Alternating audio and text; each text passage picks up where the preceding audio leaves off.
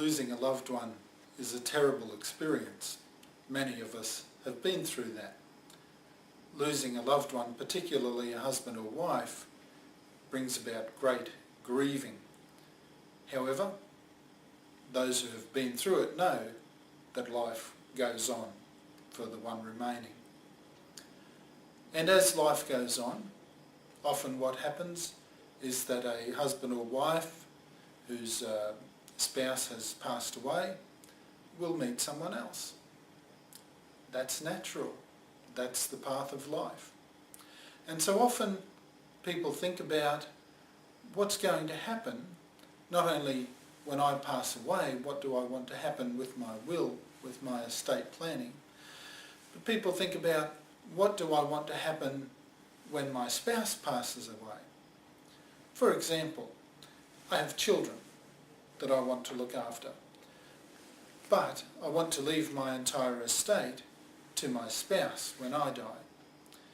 What can I do to make sure that my spouse then leaves what I've left to him or her to my children? I don't want my spouse to leave what I've left to him or her to a new spouse or to someone else's children, and so on. So it becomes an issue of what's called ruling from the grave. And that's not a bad thing.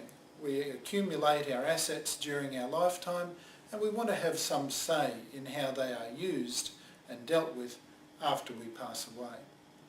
So what are some things that you can do to manage your estate after you've passed away in the way that you would like it to be managed? One thing that can be done is to set up a trust while you are alive, and this is typical of a family trust. When you put property into a family trust while you are alive, then you're determining how it may be used after you pass away. Of course, you need to then consider who will be the trustee of the trust after you pass away and how they will deal with the trust. Another thing you can do is when you leave your estate to your spouse, rather than making an outright gift, you can create a life interest for your spouse. For example, what's often done is that a spouse is given a right to reside in a house for life, and then after the spouse passes away, that property automatically passes to children or other specified beneficiaries.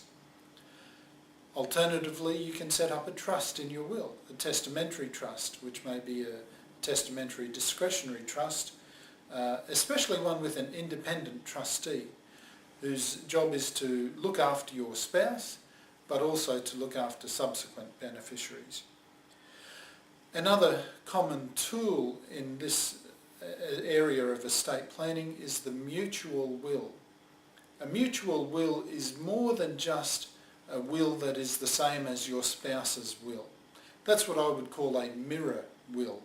But a mutual will is more than that. A mutual will involves mirror wills and a contract between husband and wife or de facto partners, a contract that says we won't change our wills, or at least we won't change our wills without the consent of the other party.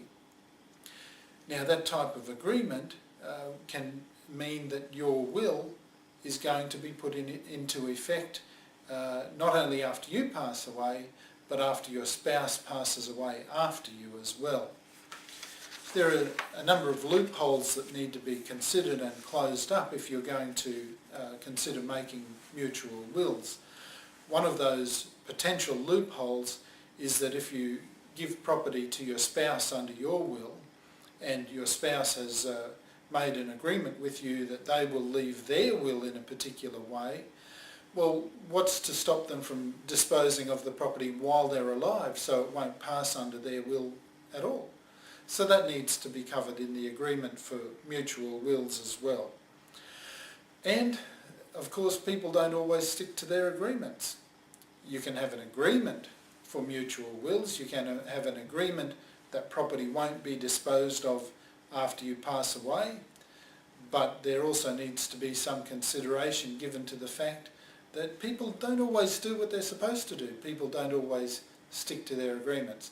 Now this might seem to be a terrible thing to think about when you're in a loving relationship with your partner or your husband or wife, but we're just talking about the natural things of life, such as that life goes on and people do meet new partners and they do engage in other relationships. Life goes on. So these are things to be thought about in your estate planning.